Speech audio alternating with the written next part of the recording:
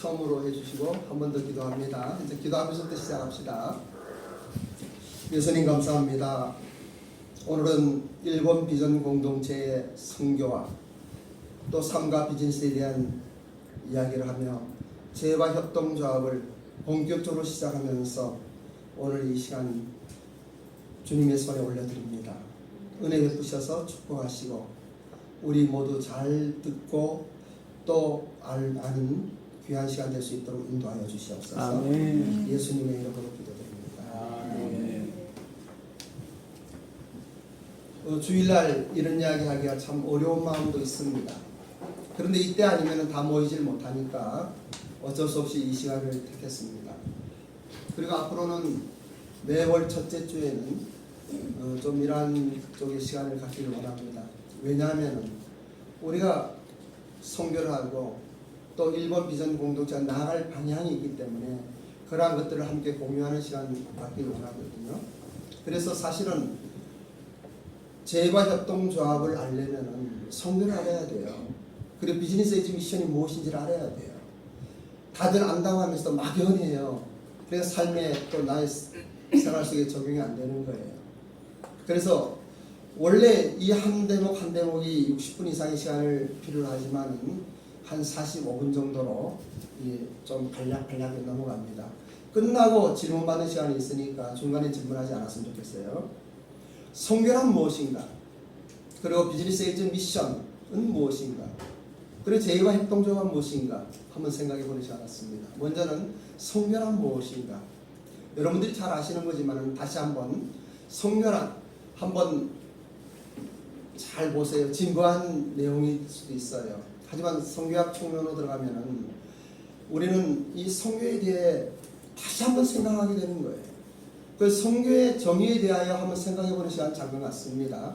근본적인 부분부터 살펴보는데요. 선교란 그리고 선교사란 선교를 하는 이유는 무엇이냐? 또 선교를 할 때 우리의 각오는 무엇인가? 이런 이야기를 하는데 다 이야기를 못해요. 오늘은요.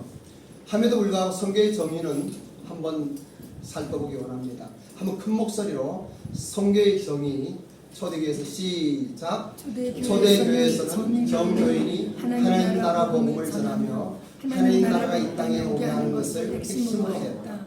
현대에 와서는 선교가 복음만 전하는 것이냐 아니면 하나님 나라가 이 땅에 가시적으로 오게 하는 것도 포함하고 있는 한 논란을 약 30년간 벌려왔다.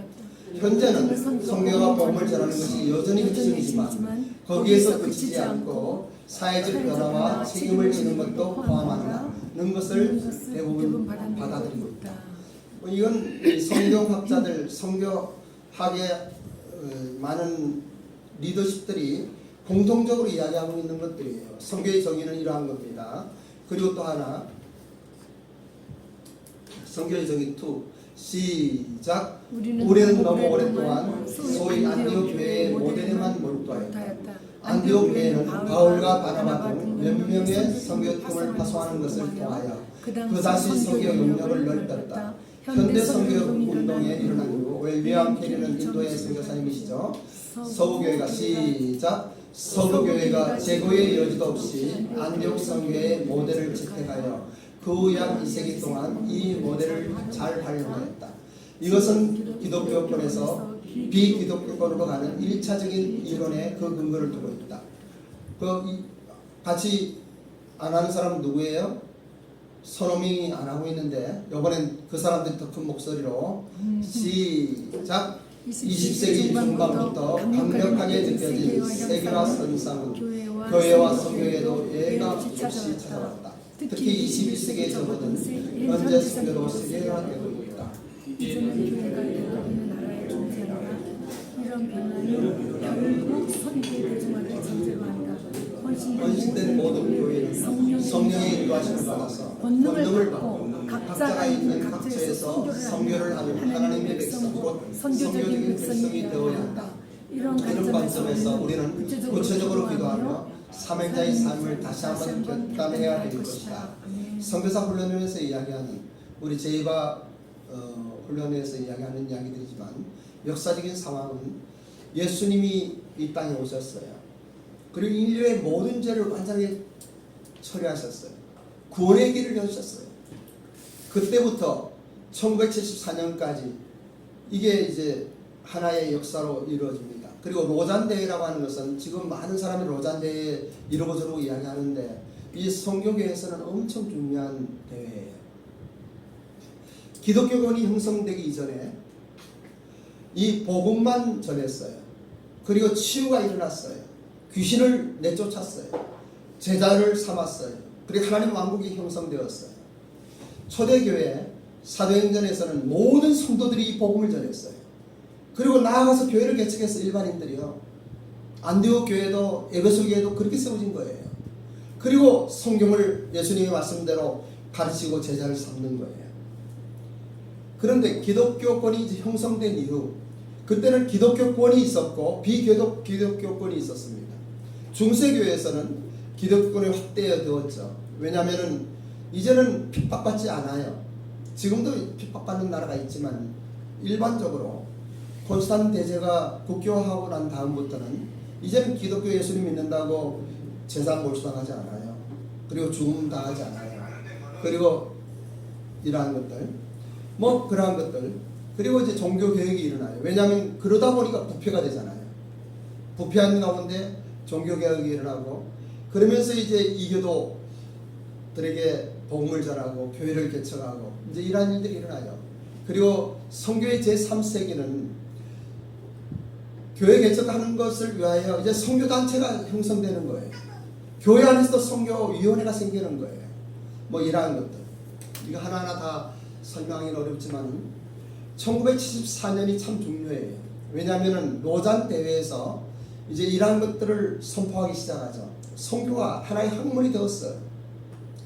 그리고 얼마 전에는 작년이죠. 한국에서도 이 로잔 대회가 5번 4차 대회가 열렸어요. 이거는 거의 10몇 년마다 이렇게 일어나는 일들인데 여기에서 가장 중요한 것이 있어요. 그게 우리 제바에 이야기하고 싶은 것이고 비즈니스 에이즈 미션 이야기하고 싶은 거예요. 처음에는 전도는 복음을 전하는 것만 이야기했어요. 그 아프리카에서 우물 파주는 것이 그게 선교냐 비판적인 시각으로 본 사람들이 많았습니다. 그런데 2차 대회를 시작하면서 그것을 선포했어요. 사회에 참여하는 것은 이제 이것도 선교다. 그 도로를 깔아주는 것 자체가 선교인 거예요. 삶이 윤택하게 하는 게 선교인 거예요. 왜냐하면 세계의 모든 나라 보세요. 선진국들은 다 기독교권 아닙니까? 그죠? 일본 외에는. 왜냐하면 예수님 믿고 교회가 세워지고 그러면 그 나라가 잘 될 수밖에 없어요. 예? 그렇지 않습니까? 그 사람이 잘 될 수밖에 없어요. 그런데 이러한 기독교권에서 우리나라만 해도 뭐 얼마 되지 않았어요. 조선시대에 우리는 성경을 몰랐죠. 그리고 언더우드의 기도를 보면 우리 알 수 있지 않습니까? 서울이 여기 충무로 명동 시내 중심이지만은 서울이 그랬답니다. 하수구가 없었대요. 그 사람들이 별을 보고 소멸을 보고 이런 요강이 있어갖고 그것을 길에 버렸대요. 그래서 서울 시내가 뭐 그렇다는 게 진짜 그렇습니까? 이야기 들었는데 진짜 그런 거예요? 그때 안 살아봤어요. 안 살아봤어? 그랬답니다. 그랬죠, 그죠? 맞죠? 예, 맞아요. 우리 원장님 이야기하면 그래도 맞아요. 예수님의 지상대명령 마태복음 28장 18절 20절 말씀 한번 봉독합니다. 시작. 예수께서 나와 말씀하시되 하늘과 땅의 모든 권세를 내게 주셨으니 그러므로 너희는 가서 모든 민족을 제자로 삼아 아버지와 아들과 성령의 이름으로 세례를 베푸고 내가 너에게 분부한 모든 것을 가르쳐 지키게 하라. 볼지어다 내가 세상 끝날까지 너희와 함께 항상 있으리라 하시니라. 제가 사실 이거 진짜 많이 바꿨어요. 바꾸고 또 바꾸고 또 바꾸고 제가 협동조합을 이야기하는데 이 성교 부분을 이야기하지 않으면 안 될 것 같아요. 처음에는 준비 안 했어요. 그런데 하다 보니 성교 이야기만 해도 60분 다 갈 것 같아요. 그걸 줄이고 그러면 성교만 이야기해야 됩니까? 비즈니스 성교를 이야기해야 되잖아요. 비즈니스 에이즈 미션을 이야기해야 되잖아요. 또 이것도 막 줄였어요. 그 성교 부분과 BM에 대해서는 한 5분씩 10분씩으로 마무리를 지으려고 해요. 지루해하지 마시고 들으셔요. 성교학의 범위와 개관 이것도 한번 에베소 1장 3장 1절에서 6절 큰 목소리를 봉독합니다. 저보고 큰 목소리를 하세요. 시작. 그러므로 그리스도 예수의 그리스도의 일로 너희 이방인을 위하여 같이 자된 나 바울이 말하노라. 너희를 위하여 내게 주신 하나님의 그 은혜의 경륜을 너희가 들었을 곧 계시로 내게 비밀을 알게 하신 것은 내가 먼저 간단히 기록함과 같으니 이것을 읽으며 내가 그리스도의 비밀을 깨달은 것을 너희에게 알 수 있으리라. 이제 그의 거룩한 사도들과 선지자들에게 성령으로 나타내신 것 같이 다른 세대에 있던 사람의 아들들에게 알리지 않으셨으니 이는 이방인들이 복음으로 말미암아 그리스도 예수 안에서 함께 상속자가 되고 함께 지체가 되고 함께 약속에 참여하는 자가 되리라. 많은 시간 몇천 년간 하나님의 성민이라고 하는 이스라엘 백성들만 하나님의 사람이었어요. 근데 예수님이 이 땅에 오시고 사도 바울이 이방인의 사도가 되어서 에베소 지역에 편지하면서 이런 이야기 하는 거예요. 이방인들이 복음으로 말미암아 예수 그리스도 안에서 함께 상속자가 되었다 이야기하는 거예요. 함께 지체가 되었다 이야기하는 거예요. 상상을 못해요. 이 에베소를 쓸 때 그 당시의 환경으로는요, 이 말씀이 어떠한 말씀인지 알 수가 없어요. 왜냐하면 이방인들은 개와 같았으니까요. 사람이 아니었으니까요. 마치 이조 시대에 양반과 상놈이 있는데 양반이 상놈하고 결혼하는 거랑 같아요. 그러한 엄청난 이야기예요.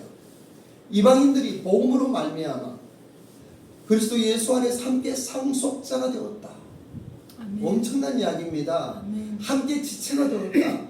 상놈과 그 상놈도 아니고 왕실에 있는 어떤 공주가요, 머슴하고 결혼하는 거랑 이거보다 더 엄청난 이야기예요. 더 엄청난 이야기예요. 비즈니스 에이즈 미션으로 넘어갈게요. 비즈니스 에이즈 미션. 비즈니스 에이즈 미션이 무엇인가?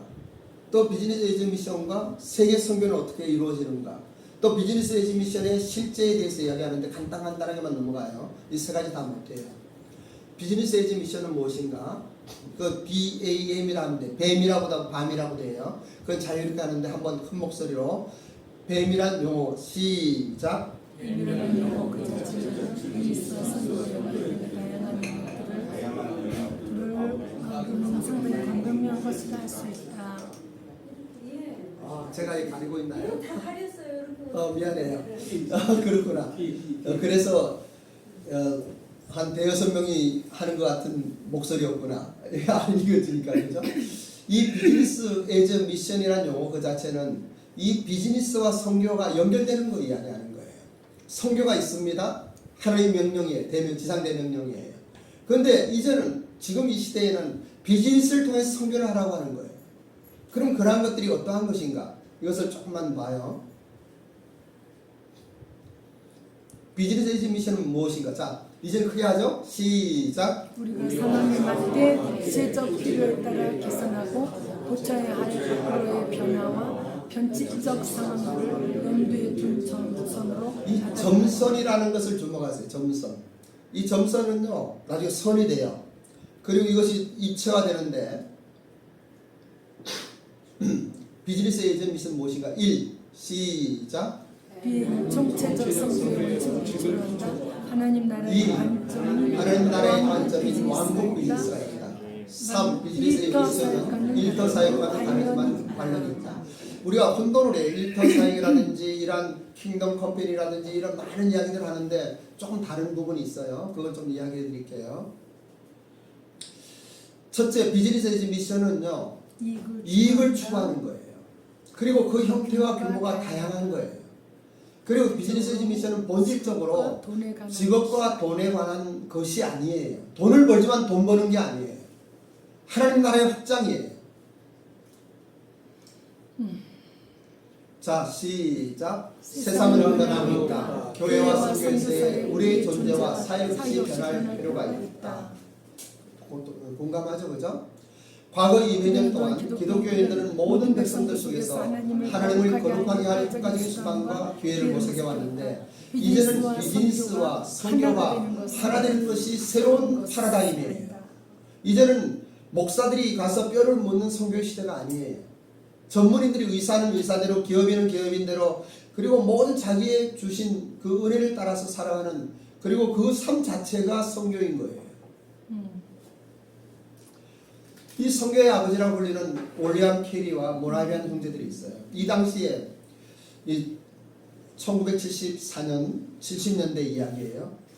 이 올리엄 캐리는요 엄청난 사람이에요. 영국 나라가 그 당시 가장 큰 대영 제국에서 이 선교사를 파송하는 거예요. 그가 인도에 갔어요. 학식도 높고 그리고 많은 후원도 있었고 엄청난 것을 가지고 왔어요.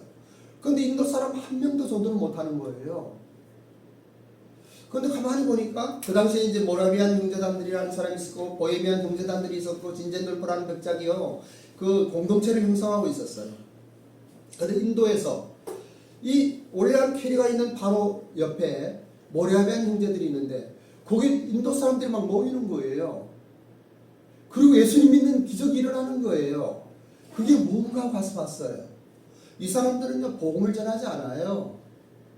여러분 오랫동안 있는 사람들은 굳이 복음을 안 전해도 괜찮아요. 내가 복음인 거예요. 나의 삶이 복음인 거예요. 같이 먹고 놀고 하면은 저 사람 믿는 그 믿음 나도 믿고 싶다는 것이 복음인 거예요. 그래서 모라비안 형제단 속에 있는 많은 인도인들이 구원받은 거 보면서 올리엄 캐리가 느낀 거예요. 아 그렇구나. 거기서부터 이제 복음의 그리고 선교의 장이 새롭게 열리는 거예요. 그리고 윌리엄 캐리도 사람들을 부르기 시작하고 같이 먹고 즐기고 누리고 하는 거예요. 우리 교회는 먹는 거 좋아하죠, 그죠? 툭 하면 밥 먹으러 가자고 툭 하면 차 마시잖아요. 이게 좋은 거예요. 좋은 거 먹고 재밌게 먹고 맛있게 먹고 해야 돼요. 이 BM이 실제요. BM은 실제적인 겁니다. 그냥 말로 하는 게 아니에요. 소음과 빛으로서의 일과 비즈니스를 통하여 사람들과 자연스러운 관계를 형성하는 거예요. 그래서 나의 삶이 그리고 그들의 삶 속에 동참하는 거예요. 응원하고 돕고 함께하는 거예요. 예수님이 그렇게 하셨어요. 예수님은 제자들을 부를 때도 그들의 삶 속에 들어가셔갖고 그물 빚는 그곳에 가셔갖고 나를 따르라고 이야기하시는 거예요.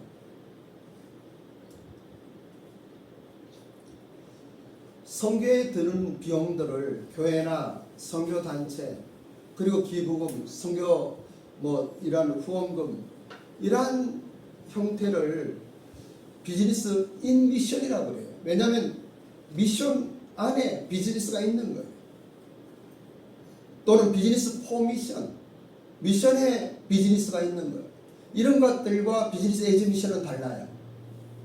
왜 다른가요? 여기 또 다른 독특한 장점은 시작. 다른 독특한 장점은 사업을 통해 사업의 현장 속에서 그리고 사업을 하는 사람들과의 관계에서 그리스도의 메시지가 자연스럽게 드러난다는 것이다. 그래 비즈니스 미션은 자연스러운 거예요. 그냥 만나서 먹고 또 그 사업을 정말 성경적 마인드를 가지고 그리고 삶 자체가 그러면서 그 사람들이 예수님을 믿게 되는 거예요. 그거 확장되어지는 거예요. 이거 한번 크게 시작. 밭에 감춰진 보화를 얻는데 농부가 전체 산업을 하시듯이 사업가가 사업을 통해 복음을 드러내기 위해 생명을 바치는 삶이 바로 비즈니스 미션입니다. 땅속에 보화를 발견했어요.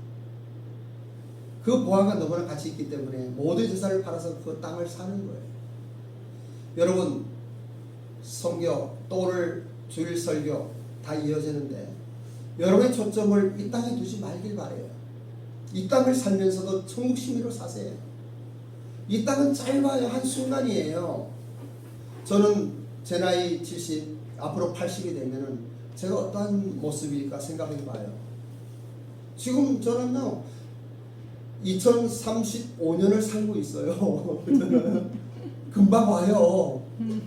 그러니까 오늘 이런 거 그렇게 어떤 사람이 나보고 여유롭다고 그러고 편안하다고 그러고 그런 이야기해요. 그런데 여러분들 다 그렇잖아요. 10년 후에 내가 이렇게 잘 돼 있는 모습 생각하면서 살면 얼마나 행복합니까? 얼마나 즐겁습니까?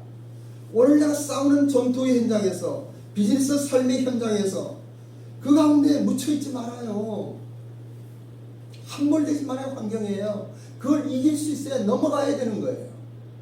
좀 이따 이 제바협동조합에서 그런 것들 좀 더 구체적으로 이야기합니다. 선교사의 기본 자세는 변화와 성숙을 추구하는 삶을 살아야 돼요. 여기서 전제되는 것은 선교사 훈련원, 제바 훈련원에서의 이야기이기도 합니다. 그런데 사실은 예수님을 인격적으로 만나서 거듭난 모든 성도는요, 모두가 선교사인 거예요. 날마다 변화와 성숙을 추구해야 되는 거예요. 어제도 같고 오늘도 같고 내일도 같으면 안 돼요. 새로워져야 돼요. 그리고 생명의 근원인 예수 그리스도의 십자가의 이런 놀라운 사랑을 가슴에 담고 살아야 돼요. 마음에 담아야 돼요. 나의 삶 속에 그것이 기본이 되어야 되는 거예요. 그리고 선교사라고 하는 것은, 크리스천이라고 하는 것은, 신앙인이라고 하는 것은 끝없이 배워가는 거예요. 저도 지금 배우고 있고 또 배우는 거예요.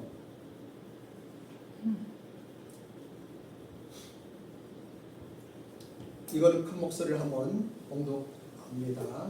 시작. 하나님께서는 그리스도인이 우리 각자의 인격을 개발하기 위한 장기 개발 계획을 가지셨다. 각자의 길은 모두 똑같다. 제바 훈련은 공식, 비공식, 형식, 비형식 훈련, 그리고 무형식 훈련. 하나님은 각 사람에게 맞도록 개인의 훈련 효과를 정하신다. 저는 아직 우리 목사님들하고 이야기 안 했지만은 우리 소 목사님이 두째 주 못 나가고 셋째 주로 옮긴 이유 아세요? 이 제바 훈련 받으시라고. 그리고 우리 윤 목사님 1년 6개월 끝나면요 원장 하셔요. 이제 원장 하셔야 돼요. 근데 훈련을 안 받으면 안 돼요. GPT라는 전문인 선교사 훈련원이 있는데 정말 훌륭한 선교사님 중국에서 사역을 마치고 돌아갔는데 훈련을 시키더라고요. 그 이태웅 목사님 우리 한국 선교계 선교사들의 아버지라고 그러거든요. 훈련을 시키더라고요.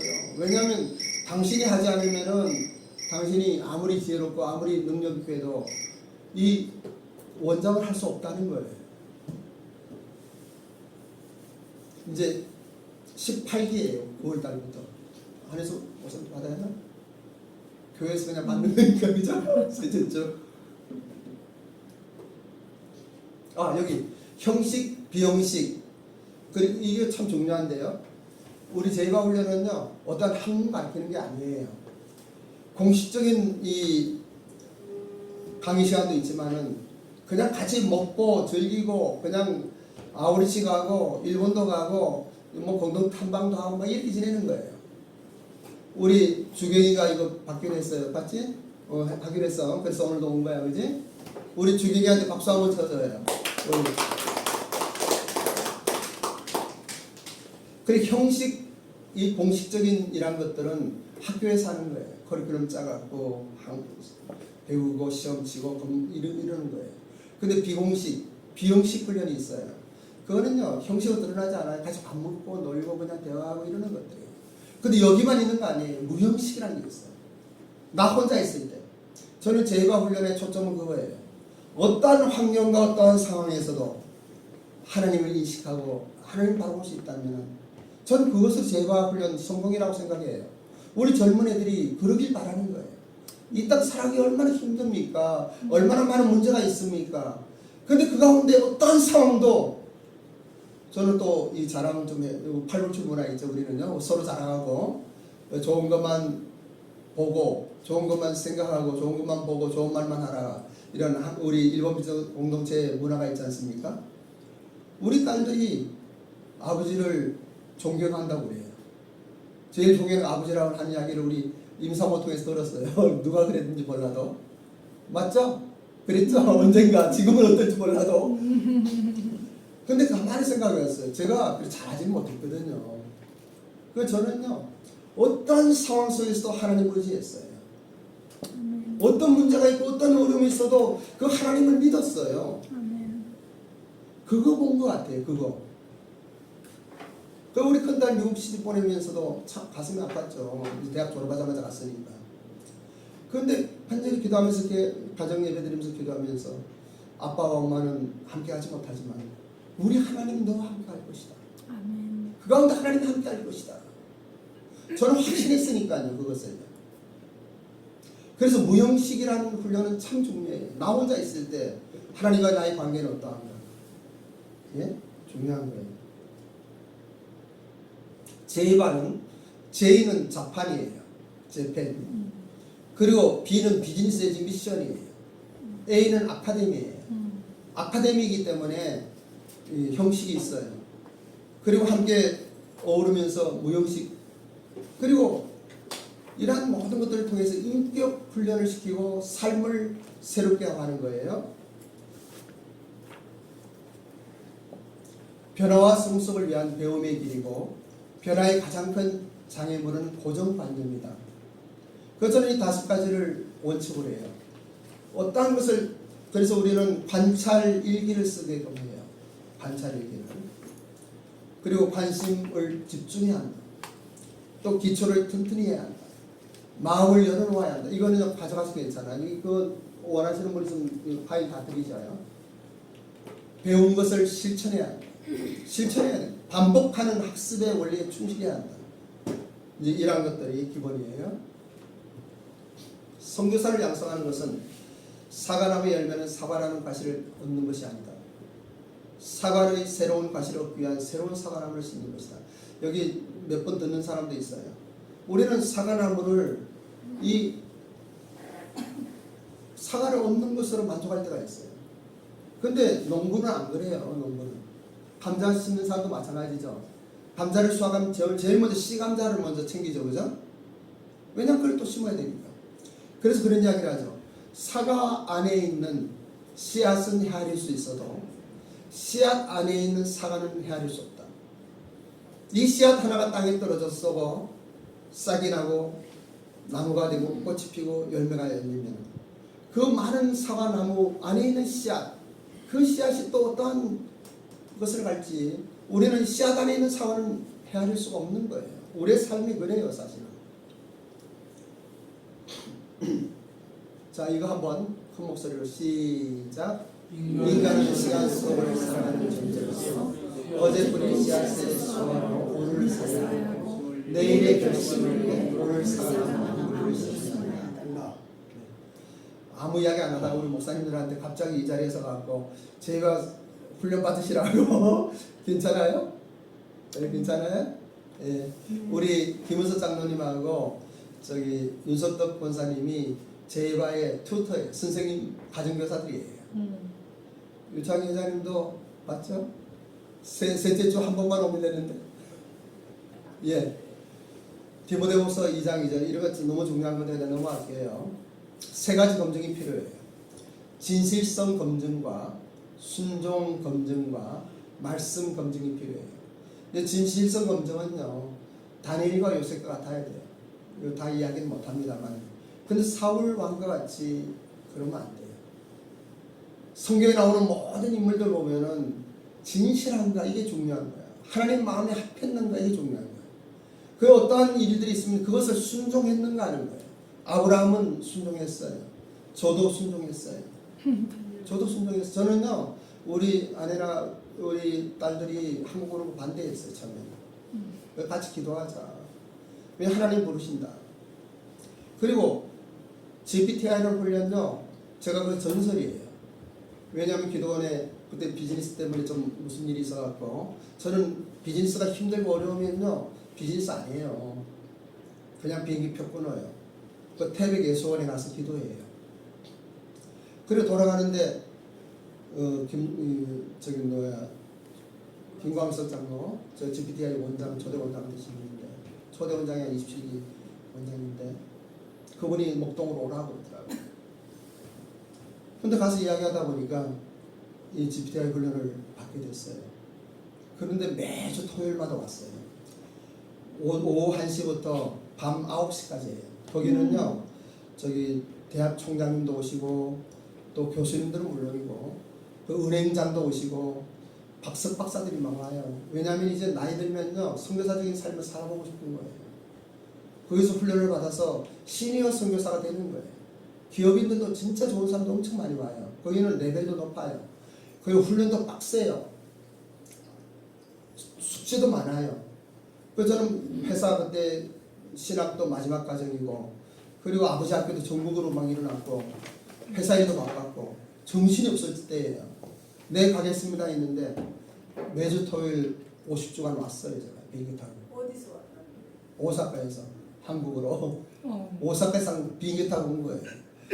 그리고 이제 대한항공은 제가 라운지도 쓰고 이제 막 그런 좀 특별한 이제 밀리언 마일 프리미엄 멤버이기 때문에 거기서 숙제를 하는 거예요. 거기서 숙제할 시간이 없어요. 그리고 오면은 한 주, 두 주, 세 주 올 때는 사람들이 이제 그만 오겠지 해서 나만 나타나면, 근데 거제도에서 온 사람이 있었거든요. 나만 나타나면 박수치고 막 환호를 오니까 오사카에서 오니까 비행기 타고 50주가 왔습니다. 근데 그게 지금까지 힘이에요. 하나님이 명하신 거 순종하고 가보셔요.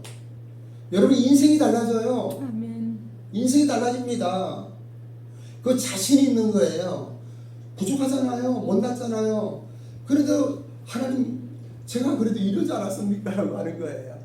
저는 예수님 만날 때요, 큰 거 말씀드릴 수 없어요. 그냥 하라고 하는 거 했고, 가라고 하면 갔다. 예수님, 그냥 작은 거에 충성했습니다. 라고 이야기하고 싶어요. 이게 이제 우리 카페 만화, 이건 우리 이제 앞으로 꿈이 있어갖고 내가 다시 한번 보여드려요. 저기 우리가 연세대학교에 있는 일본에서 온 사람들 전도하느라고 연희동 그 서문 밑에 카페를 열었어요. 전 충무로 명동에 더 멋지고 좋은 거들 하려고 기도하고 있어요. 일본 비전공동체는 주보이듯이 상가 비즈니스를 교회의 핵심가치, 학심가치가 아니고 예배와 성교의 반열에 올려놨습니다. 그런데 이렇게 한 이유가 있어요. 아직도 미약하고 부족한 것이 많지만 이것이 가야 할 길이라고 생각하고 우리는 그 길을 갑니다. 그렇게 한 것은 동기가 있어요. 제가 종로와 기독교회관에서 예배당 봉사를 우리가 돈 들여서 멋지게 만들었어요. 그리고 그때는 계속 기도회를 했어요. 수요 예배도 드리고 금요 기도회도 하고 아침 새벽 기도도 하고 했는데 어느 날 새벽 기도 기도하는데 그런 생각이 드는 거예요. 제가 비즈니스를 하는 사람이었는데 그때부터 제가 기도하면서 그랬어요. 금요 기도회를 비즈니스 아카데미로 바꾼 거예요. 막 문제가 생겼죠. 한국 기독교의 본산이고 기독교 회관에 있는 교회가 금요 기도회를 비즈니스 성금요 기도회를 비즈니스 아카데미로 바꿨다니까 기가 막혔죠. 그런데 그것이 지금까지 오는 거예요. 그게 옳다고 생각했기 때문이에요. 그래서 우리는 주보에 예배, 이거는 원동력이에요. 가장 중요한 거예요. 일본 비전교회가 있고 그 서울 JCF가 있어요. 이건 밀라노에 밀라노 JCF, 런던에 런던 JCF 이렇게 쭉 다 있어요. 그리고 상가 비즈니스를 삼위일체 하나님의 성부와 성자 성령의 그같이 상가 비즈니스를 그 반열에 올려놓은 거예요. 그리고 2018년 3월 우리 10주년 행사할 때 엄청 사람들이 많이 몰려왔어요. 저기에 이제 조회홀인데 거기 있는 사람보다 밖에 있는 사람들이 더 많았어요. 여기에 보면은 사사기 변호사, 우리 우메즈 상, 또 오다 목사님, 중요한 사람들 엄청 많이 왔어요. 우리 장로님은 저 안에도 못 들어가고 저 밑에 저기 정부부 장로님 저 밑에 밖에서 있었고 우리 이영호 선교사도 저 그 옆에 그래 있죠. 이영호 선교사. 이분이 이제 사사기 쪽 변호사 앞으로 올 거예요. 우리 지금 우리랑 오다 목사님 이런 사람들. 이때 내가 새롭게 마음을 바꿨어요. 왜 이걸 보여드리는가 하면은 그거 아무 소용 없더라고요. 한 670 몇 명이 밥을 먹었어요. 그런데 그거 아무 소용 없더라고요. 그래서 이제 한 영혼에 한 생명에 조그만 일에 집중하기로 이제 바꾼데 그 이야기 다 못하고 그 리더로서 배우는 자세는 비즈니스 선교사로 선교사에 대한 자세와 태도가 있어요. 이제부터 제휴활동적으로 나갈 방향성, 교회와 비즈니스의 상생, 교회 안에서 비즈니스 한다는 게 참 어려워요. 이거는 많은 문제가 있어요. 그런데 우리 교회니까 그래도 이렇게 하는 거예요.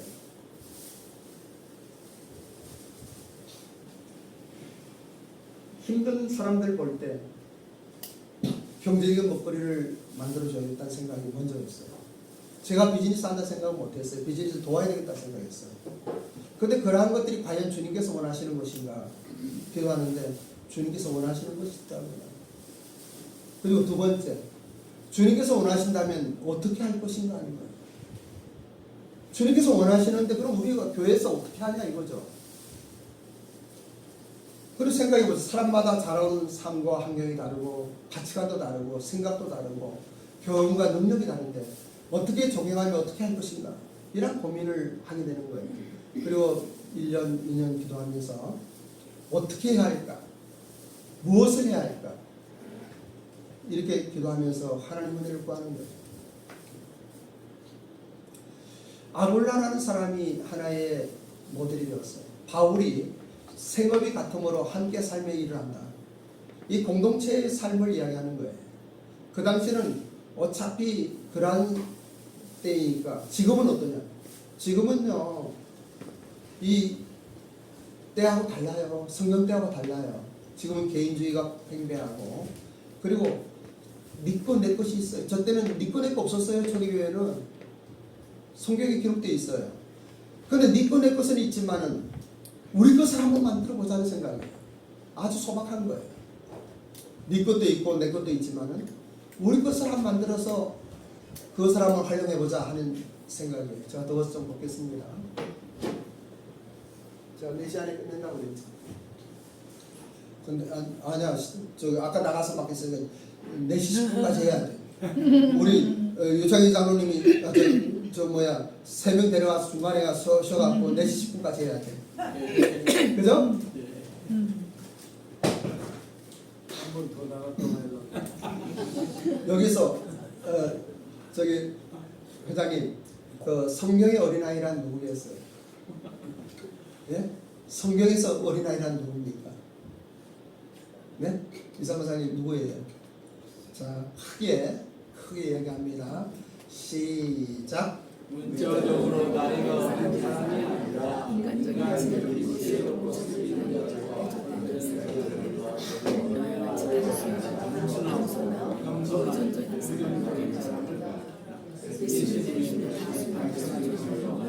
모든 것을 예수님을 결단한 제자들. 이런 사람은 행복합니다. 이런 사람들은 행복해요. 삶에 거침이 없어요. 재활동자 이제 이야기합니다.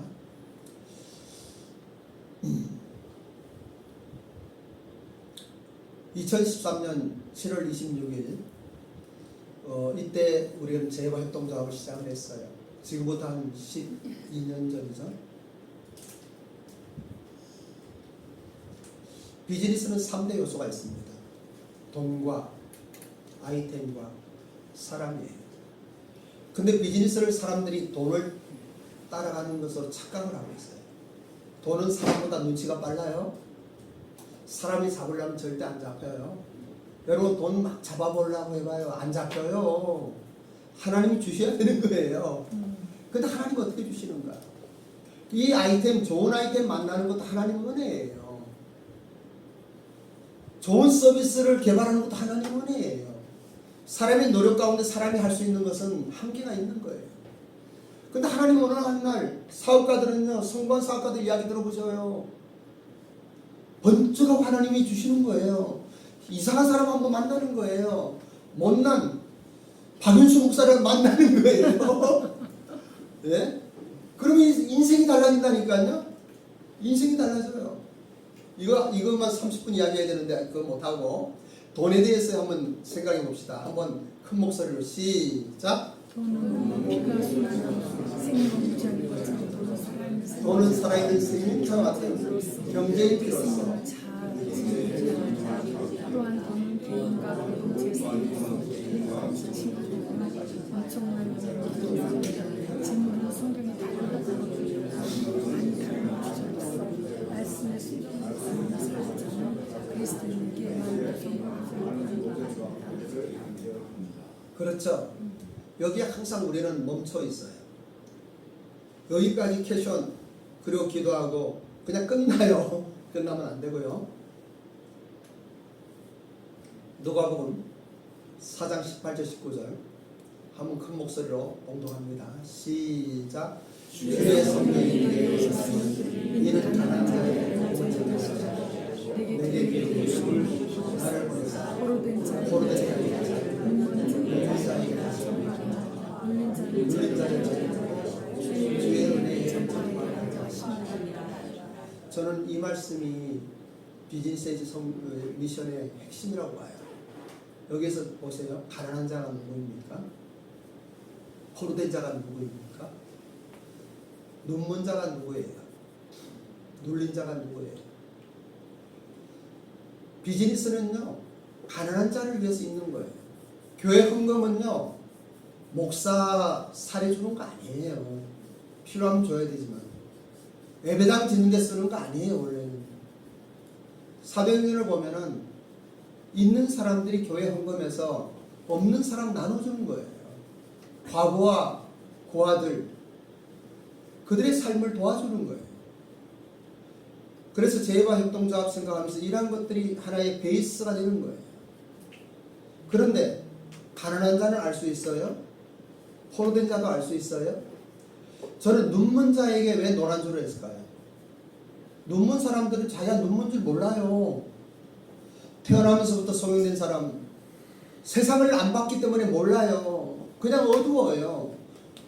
여러분, 그냥 세상에 살아가는 사람들은요, 그게 그냥 그런 줄 알아요. 여러분의 영안이 열리길 바랍니다. 영의 눈이 열리면은 하늘나라가 보이는 거예요. 영의 눈이 열리지 않으면요, 그냥 자기 멋대로, 자기 생각대로, 자기 멋대로 사는 거예요. 왜 카터 같은 위대한 대통령이 주일학교에 충성을 할까요?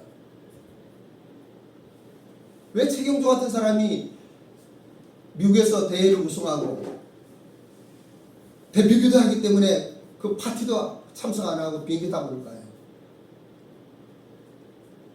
눈이 열려야 되는 거예요. 눌린 자들은요, 해방을 느껴요.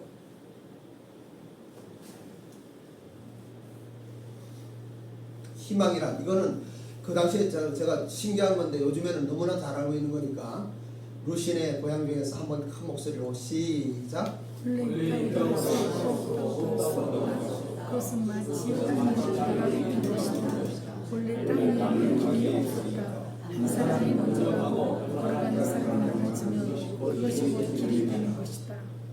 자, 시작. 그렇습니다. 희망은 처음부터 있었던 것이 아닙니다. 아무것도 없는 곳에서 생겨나는 것이 아닙니다. 희망은 가는 사람들에게 존재합니다. 희망이 믿는 사람에게 희망이 있고, 희망 같은 것은 없다고 믿는 사람들은 실제로 희망이 없습니다. 여러분에게는 희망이 있습니까? 네. 여러분에게 희망이 있습니까? 아멘. 희망이 있어요. 왜 희망이 있을까요? 이제 이건 그냥 막 넘어갈게요. 그때 한 거기 때문에. 그래서 우리 마정진 집사님이 이제 조합적으로 선출됐어요. 저 김광희 장로는요, 웃으면 보게 하여 쓴 그 작가예요. 방송 작가. 유명한 사람이죠. 유승호는 이제 저번 KBS에서 술 먹는 주님 섬기다가 SBS 스카우트 가면서 술값 다 빚갖고 이 예수님 믿는 우리 교회 참 신실하고 함께 했던 사람이에요. 막 이런데 마정 집사님은 아시죠, 그죠? 오늘 못 오셨는데. 그리고 이제 이러한 것을 가지고 우리가 이렇게 하면서 다시 한번 보지만은 예배와 삶과 비즈니스와 성결을 우리는 삼위일체 하나님 같이 우리 핵심으로 뒀어요.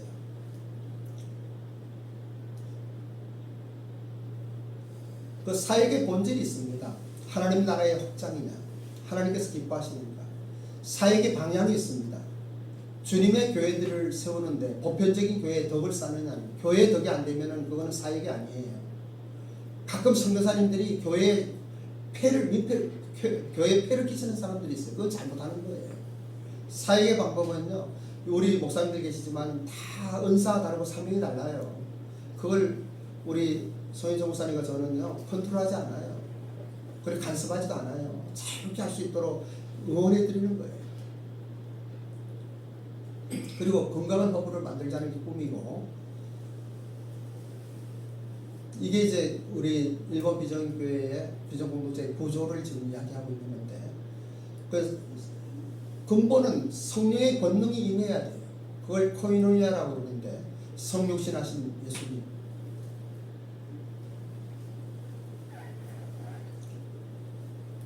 이거는 한번 우리가 너무나 잘 아는 말씀인데 한번 선언합니다. 시작. 그런 근본 하나님의 원수이신 하나님과 동등을 지으시고 오히려 자기를 두고 종의 죄를 가진 사람들과 같이 사람의 모양으로 나타내셨으며 자기를 낮추시고 죽기까지 복종하셨으니 곧 십자가에 죽으시고. 우리가 이야기를 참 잘해요. 잘 외우기도 하고. 그건 정말 나의 삶 속에 그러한 것이 일어나고 있는가. 예수님도 그러셨는데 나는 어떤가. 이런 것들을 우리 리더들은 좀 돌아볼 필요가 있어요. 지체는 많으나 몸은 하나입니다. 그리고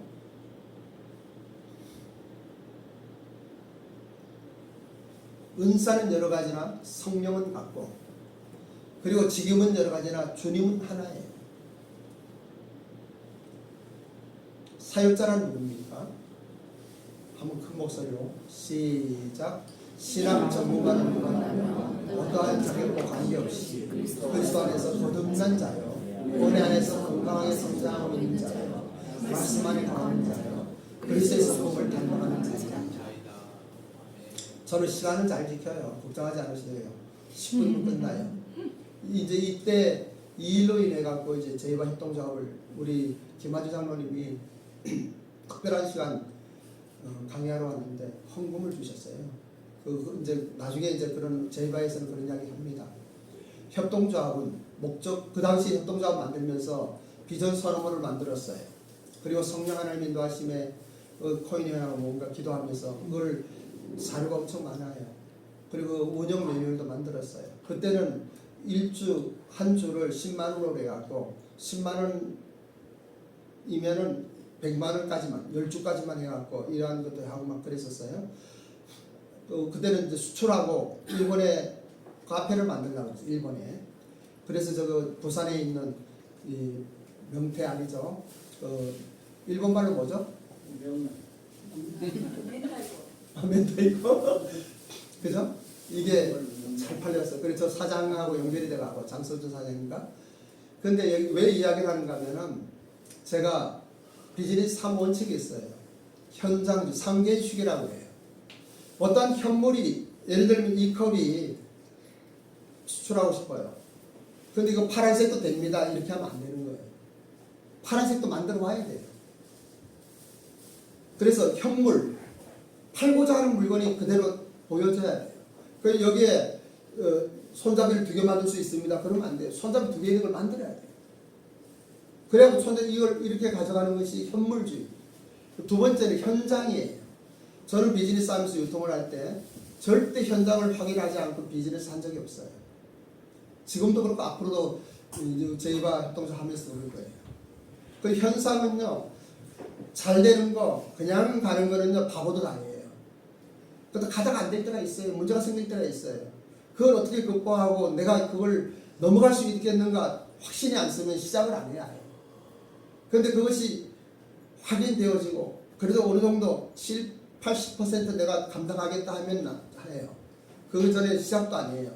그 많은 사람들이 막 와서 이야기해도요, 네네네네 그러고 노를 잘 못해갖고 그러면서도 제가 사실은 움직이질 않아요. 근데 이제 움직일 거예요. 그래서 제가 그 공장을 갔어요. 저기 제예요. 그 공장에 가서 생산하는 과정도 다 봤어요. 그리고 일본의 세븐일레븐에 납품한 데서 내가 확인하고 다 했어요. 내가 샀어요. 그래 또 이제 그때 카페를 하려고 했기 때문에 저 연천에 있는 주님의 가족 공동체 저 같이 친했기 때문에 가서 확인도 하고 그래서 현장을 검토하고 확인하고 그랬었어요. 지금 빵 공장인데 공장에 가서 분해 납품하면서 엄청 잘 되고 있었습니다. 그래서 이때는 이제 일본 교회 1만 명 전후에도 교회가 없는 데가 많아요. 그래서 간사이 지역에 그런 교회에 카페를 열라고 그랬던 거예요. 그리고 에브리데이 크리스마스, 에브리데이 그냥 카페 캐롤송 나오는 이걸 하려고 이제 등록을 했어요. 그리고는 이제 지금은 등록 다 끝났고 10년이 지나가고 지금 또 갱신도 다 했어요. 젓갈류, 빵류, 그리고 빵 하면서 그 마을에 있는 60세 이상의 사람들한테 절반 가격으로 원래 싼 건지만 또 절반 가격 주고 싶고 앞으로 이제 우리 명동 충무에서 이러한 것들이 일어나길 바라고 기도하고 있어요. 로스 경영은 좀 중요해요. 근데 여러 번 이야기했기 때문에 한번 1 하면 시작 1 하나님 살아계시며 도우시는 분의 경영 2 법과 질서를 존중하며 정직하게 지키고 3 하나님의 소개된 약자를 믿는 생각합니다. 4 순수에게 상상하는 경영 저준성을 경영 예, 그 외의 이야기들은 또 제가 훈련에서 이야기할 거예요. 그런데 이게 우리의 근본이에요. 가난하고 소외된 자, 약자를 먼저 생각하지 않으면 안 돼요. 그게 성경적 경영학이에요.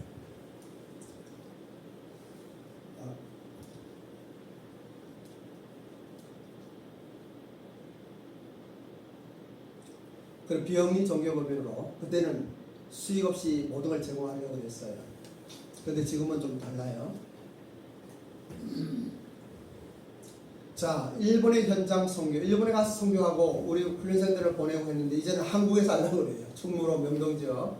근데 이제 보셔요. 매월 첫 주 지금 예배 2부, 셋째 주는 제과 훈련 통해서. 그리고 8월부터는 이제 금요일마다 오후 3시에 모여요. 근데 휴가가 있다고 그래서 다음 모임은 요번만 8월 22일. 여러분 누구나 참석할 수 있어요. 근데 9월부터는 매주 금요일 날 여기 모입니다. 영리회사 법인이 있어요. 주식회사 조이글로벌. 이건 제가 대표이사고 지금 아직도 종로 5가에 그냥 있는데 이 충무로 쪽으로 옮겨올 예정이에요. 장소가 되면은. 그리고 이제 일본 비전 공동체 교회는 비영리 종교법인이에요. 우리 기부 문화가 참 안 돼 있는데 근데 여러분 헌금이나 어떤 기부 이런 모든 것들 세무 혜택 볼 수가 있어요. 그래서 우리가 그것을 다 떼어드려요. 저기 손인철 목사님 혹시 필요하면 이야기하시죠. 헌금한 거 전부 다 세무 탕감 다 되거든요. 무역 부분이 지금 이루어지고 있는 거예요. 지금 이제 시작 막 하는데 이거 보여드리라고 앉아 계시라고 그랬어요. 멜로시라도 있죠? 예? 있죠? 이제 어떻게 될지 기대해 보셔요. 그리고 이제 이건 국내 부분이에요. 우리 미네랄 의료 이제 납품이 이번 다음 주로 거의 끝나죠. 네. 이제 그것을 이제 우리가 다시 다음 생산할 때는 우리 제과협동조합의 비즈니스로 해서 또 연결됩니다. 이게 엄청 좋은 거예요. 그래서 오늘은요 제가 여러분들에게 좀 하나씩 지금 시간 됐는데 한 2, 3분만 하고 왜냐면 여러분 하나씩 나눠줄 게 있어서요.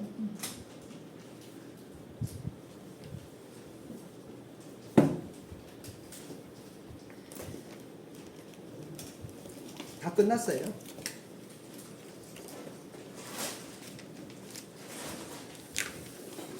여기 하나씩 좀 보시게.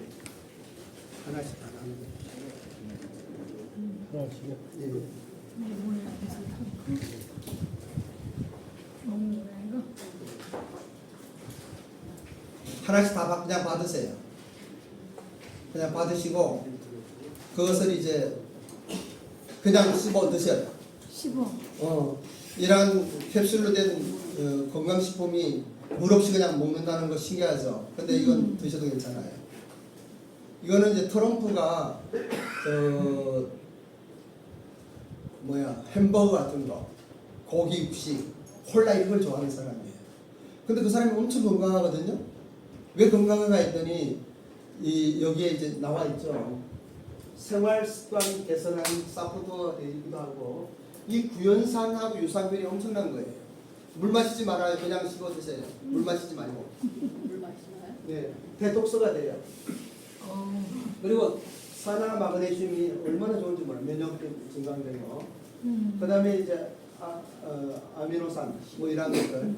그래갖고 이 자료들은 한번 다 올려드렸는데 이제 교회 카톡방에도 좀 올리고 우리 교회 사람이 아닌 사람들도 있기 때문에 좀 그러긴 하지만 이게 장 청소가 될 뿐더러 엄청 좋아요. 근데 이것뿐만 아니고 이제 앞으로 저기 뭐야 우리 지난번 O3 그 오존 버블 이제 이런 것들도 하나하나 해나갈 겁니다.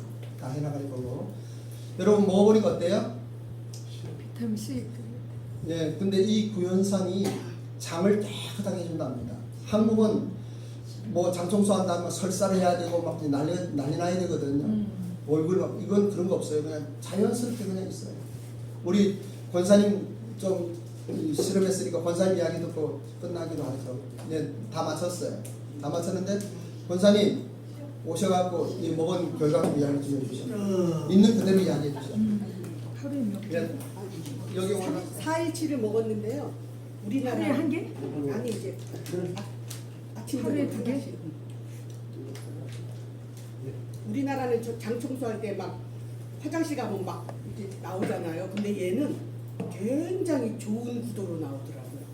양도 많이 나오고 거기까지만 다 얘기하면 바나나 돼요. 바나나 들고. 깨끗하게 나오더라고요. 그래서 우리나라는 저런 거 먹으면은 그냥 쏟잖아요. 근데 그런 거하고 전혀 다르더라고요. 내가 그래서 먹으면 건강해진 느낌이 든다? 그런 생각이 들더라고요.